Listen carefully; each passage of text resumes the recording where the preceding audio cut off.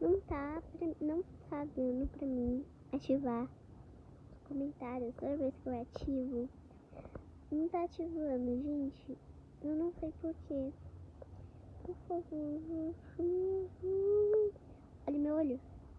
Meu olho não é preto, calma aí. Vocês já viram em um vídeo, ó. No filtro parece... Bem, parece... preto. Ó, vou colocar o filtro. De longe parece preto, só que de perto parece preto por causa da pupila.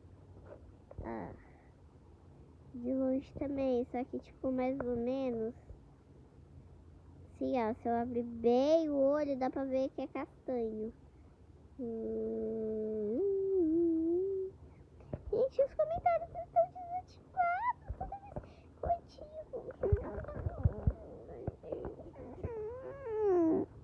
E não vai dar pra mim pro Tom Filho comentar, gente.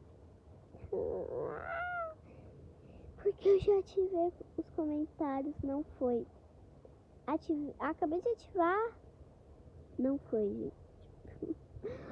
Tom Filho, pelo amor de Deus, se esse tiver ativado, por favor, comenta.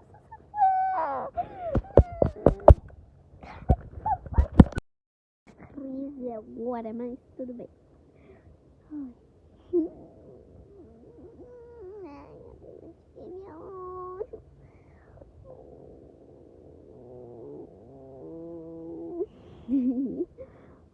tchau, gente, mas não dá pra ativar os comentários.